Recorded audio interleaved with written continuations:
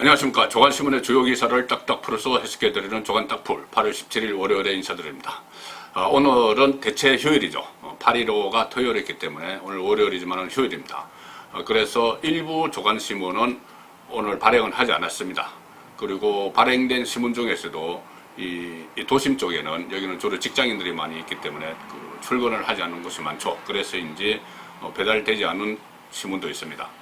오늘은 그래서 일단 배달된 신문들과 또 배달되지 않은 신문, 발행은 했는데 배달되지 않은 신문은 인터넷 뉴스, 인터넷판을 제가 분석을 해서 딱딱 한번 풀어보겠습니다. 자, 오늘 조간톱 1면은 일제히 코로나19 재확산 비상기사입니다. 상당히 우려스럽죠. 사흘간 548명이 확진이 됐고 2차 대유행이 현실화되고 있다. 자, 그런 아주 우울한 소식이 들리고 있습니다. 그런데 코로나19 그리고 또 장마비가 내렸었죠. 제가 여기서 전해드렸는데 강화문 광장에서 그제 8.15 집회가 대규모로 열렸습니다. 아주 열기가 뜨거웠죠. 일단 주최 측의 추산은 한 5만 명이 모였다. 자, 이렇게 추산을 하고 있습니다.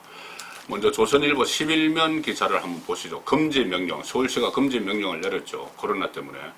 금지 명령에도 5만 명, 주최 측 추산, 강화문에서 반정부 시위하고 이렇게 조선일보가 크게 이 소식을 전하고 있습니다. 사진도 실었죠. 사진을 보시면은 제가 찍어서 보여드렸던 사진처럼 강화문 도로가 빽빽히 차 있습니다. 그래서 한 주최 측이 5만 명 이렇게 이야기를 했고, 강복절 우중 집회 나와서 나라가 네 거냐, 부동산 정책 실패를 질타했다. 자, 이런 기사고, 강화문 덕수궁 1km 거리가 가득 찼다. 일부 시민과 또 경찰은 충돌이 있었고요. 민노총도 어제 인근 지역에서 집회를 가졌는데 이 집회가 허가가 되지 않으니까 기자회견이다. 이렇게 해서 한 2,000명이 모여서 또 따로 집회를 열었습니다. 자, 그런 상황인데 그제 집회는 코로나19 확산 징후를 보이는 시점이어서 상당히 걱정을 많이 했죠. 여러 가지 우려도 있었습니다. 원희룡 제주지사 같은 경우도 집회하면 안 된다 이렇게 이야기를 했고 중단해야 한다는 여론도 있었죠. 그러다가 몇몇 단체가 일단 집회를 강행을 했습니다. 강행을 했고 그렇게 광장이 딱 마련되니 수많은 시민들이 이 집회를 주최한 단체나 어떤 종교단체와는 관련이 없는 수많은 시민들이 전국에서 모여들어서 집회에 참석을 해서 5만 명이라는 기록을 만든 겁니다.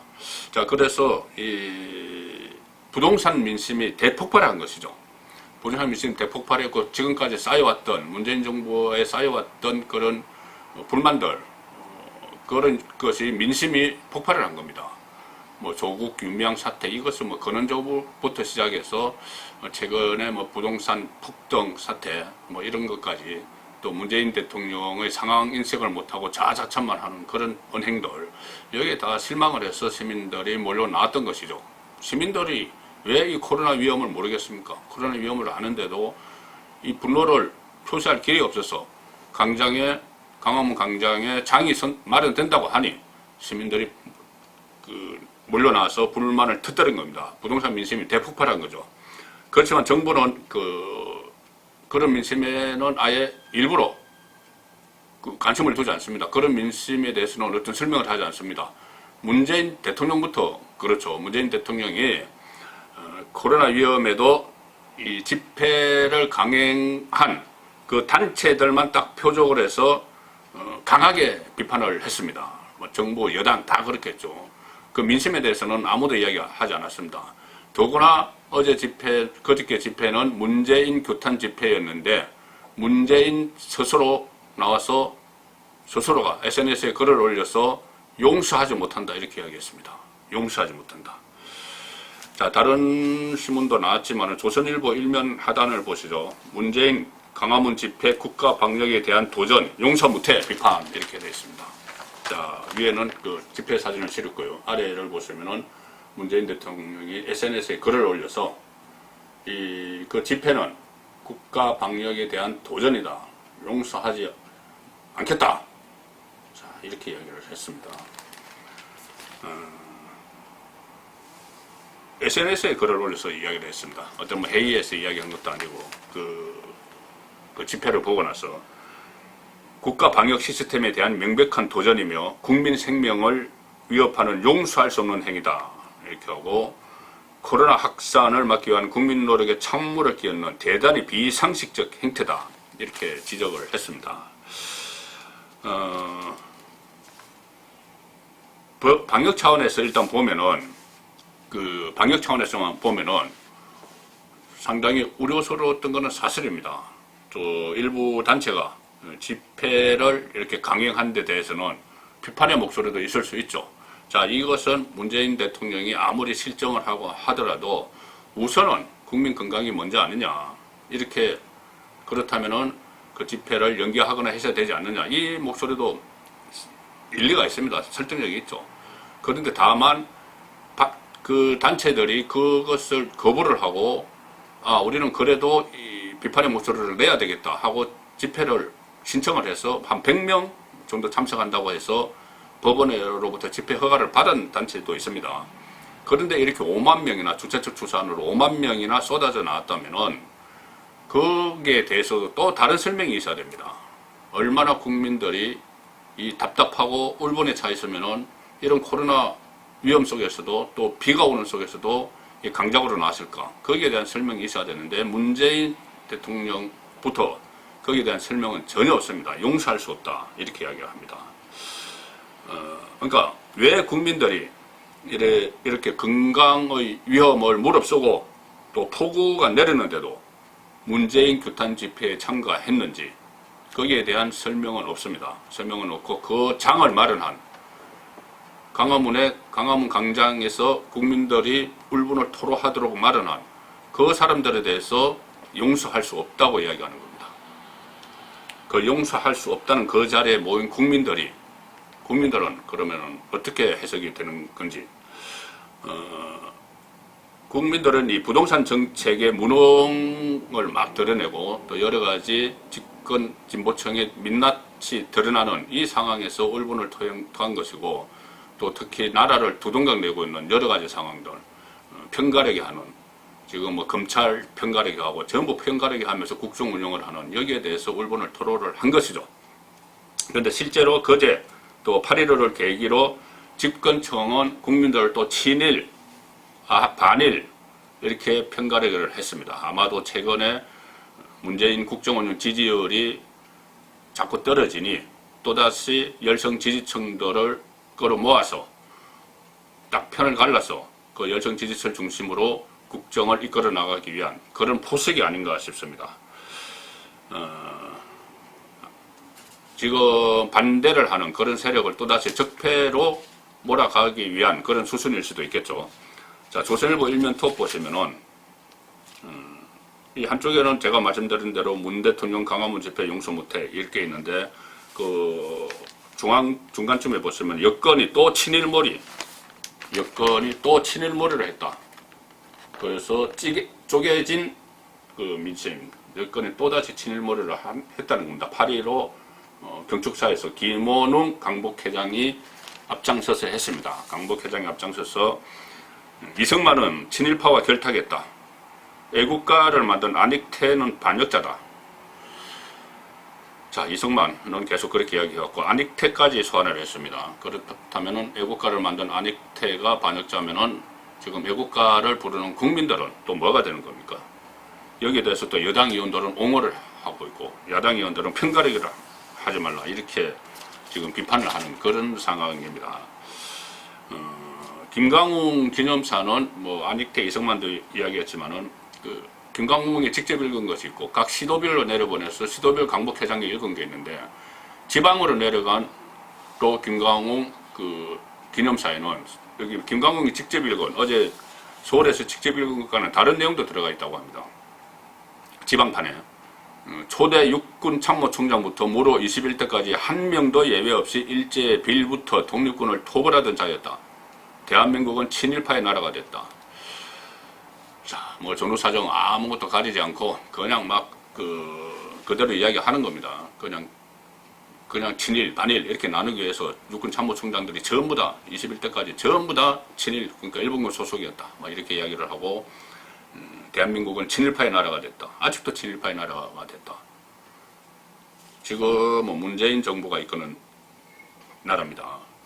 자, 그래서 현장에 있던 일부 자치단체장들이 각 강북회의 각 시도 지부장에 나와서 이런 식의 연설을 하니까 각 자치단체장들이 반발을 하는 그런 사태도 일어났죠. 특히 이철호 경북도지사와 원희룡 제주도지사가 본인들이 미리 준비했던 원고를 읽지 않고 거기에 대해서 반박하는 그런 연설을 했습니다. 조선일보 오면을 보시면 그 내용이 상세하게 다뤄져 있습니다. 원희룡과 이철호 반박 연설. 자, 그러니까 강북회장에서 그러니까 8.15 기념식장에서 이렇게 갈라져 버린 겁니다. 강북회 각 시도 지부장들이 읽은 내용과 거기에 대해서 지자체장이 반박을 하는 연설 이렇게 갈라져 버린 것이죠. 김원웅 강복절 기념사에서 반박 연설, 원희룡 제주지사는 아예 인터뷰를 했습니다. 조선일보에서 자기들이 역사 심판자인 양 친일을 판결을 한다. 나라에 이런 백성들에게 왜 죄를 묻느냐 이렇게 이야기를 했고 이철호 지사도 세계 12국 만든 조상들을 다 파내고 나면 누가 남느냐 이렇게 이야기를 했습니다. 자, 그리고 그 옆에 기사를 보시면 김원웅에 대해서 나옵니다. 김원웅이 누구냐? 강북회장. 계속 최근에 그 전에 여러 가지 논란들이 일어났죠. 친일 반일을 패를 가르는데 앞장서고 있는 인물입니다. 김원웅 강북회장입니다. 자, 강북회장. 저도 기회 많이 있습니다. 낯도 있습니다. 국회의원 시절에 제가 몇 번 공식적인 자리에서 본 적도 있습니다. 그런데 이력이 화려합니다. 자, 박정희 정권 시절에 민주공화당 공채로 당직자 생활을 시작했습니다. 전두환 정권에서는 민주정의당으로 바뀌었죠. 그때 다시 또 민주정의당 당직자였습니다. 노태우 정권에서는 민주당 후보로 그때 다시 민주당으로 갔습니다. 거기서 14대 국회의원에 당선됐습니다. 김영삼 정권 때 한나라당으로 와서 한나라당에 가서 다시 참여를 했습니다. 김대중 정권 때는 한나라당 후보로 야당이죠. 한나라당 후보로 16대 국회의원에 당선됐습니다. 노무현 정권 때 다시 열린우리당으로 갑니다. 그때는 여당이죠. 거기 가서 17대 국회의원 당선되고 문재인 정권에서 강북회 회장이 됩니다. 자, 이런 상황인데 이렇게 이 정도 되면은 안익태까지 소환이 되고 우리나라는 친일파 나라가 됐다. 그리고 이승만 친일 이렇게 이야기 나오면은 이 상황에 대해서 문재인 대통령은 과연 어떤 생각인지 그것도 물어보고 싶은 심정입니다. 자, 오늘의 다른 주요 기사들은 주로 이런 겁니다. 문재인 대통령이 여야 대표 회동을 추진을 하는데 미래통합당에서는 시큰둥한 반응을 보이고 있다. 또 눈길을 끄는 기사 하나는 민주당 최고위원회에 출마한 이원욱 의원이라고 했습니다. 이원욱 의원이 윤석열 검찰총장을 비판을 하면서 이렇게 이야기했습니다. 개가 주인을 무는 꼴이다. 개는 윤석열이고 주인은 문재인이죠. 개가 주인을 무는 꼴이다. 이렇게까지 이야기가 나왔습니다. 친문 유권자들의 표심을 구애하는 그런 발언이겠죠. 그렇게 되니까 오늘 제가 받은 한 야당 의원은 이렇게 논평을 했습니다. 이 문제에 대해서. 개는 주인이 도둑질을 하거나 개를 자기를 학대할 때만 주인을 문다. 자, 이렇게 한 야당 의원이 논평을 냈습니다. 자, 그리고 오늘 눈에 가는 기사 하나는 이겁니다. 자, 한국경제신문 6면 하단을 보시죠. 자, 보시면은 반기문 이야기가 나옵니다. 문정부 작심 비판한 반기문 정치 재개하나?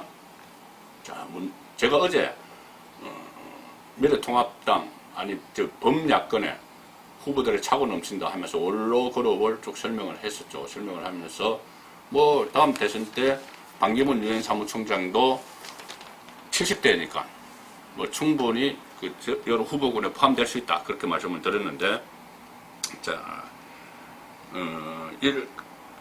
8.15를 맞아서 강복 75주년을 맞은 저의 소회 이런 글을 SNS에 올렸습니다. 일종의 개인 성명을 낸 것이죠.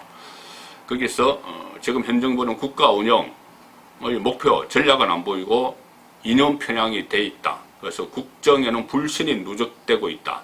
이렇게 문재인 정부를 강하게 비판했습니다. 그러니까는 윤건영 민주당 의원이죠. 문재인 대통령의 복심이라고 하는 사람. 이 발언은, 반기문의 발언은 정치적 목적을 숨긴 발언이다. 이렇게 이야기했습니다. 정치적 목적이 있어서 한 발언이다. 이렇게 이야기했는데, 자, 한국일보 6면에서 그 정치적 목적을 또 나름대로 해석을 했습니다. 이 국가 목표 보이지 않는다. 돌연 정부의 각시온 반기문 야권의 손짓 이렇게 하면서 반기문 전 사무총장의 대선 등판설이 다시 고개를 들고 있다. 대선 등판설 고개를 들고 있다. 이렇게 분석을 하고 문재인 대통령과 더불어민주당 지지율 하락세로 여권의 표정이 복잡 미묘한 시점에 반기문 전 총장이 돌연 현 정권에게 각을 세우고 나섰다. 이렇게 하면서 마지막에는 이렇게 했습니다. 정치권에서는 반 총장의 거를 정계 복귀를 염두에 둔 가시적 제스처로 보고 있다. 그리고 그가 현 정부에서 국가기후환경위원회 위원장을 맡은 데다가 평소 노골적이라기보다는 유연한 합법을 구사한다는 점을 감안하면 기름장어 이런 얘기까지 나왔었죠. 상당히 유연한 합법을 구사한다는 점을 감안하면 이번 발언은 이례적으로 작심 발언이다. 작심 발언이기 때문에 어떤 정계 복귀를 염두에 둔 제스처 아니냐 그런 말이 나온다는 겁니다. 8월 17일 월요일에 보내드린 조간 딱풀이었습니다.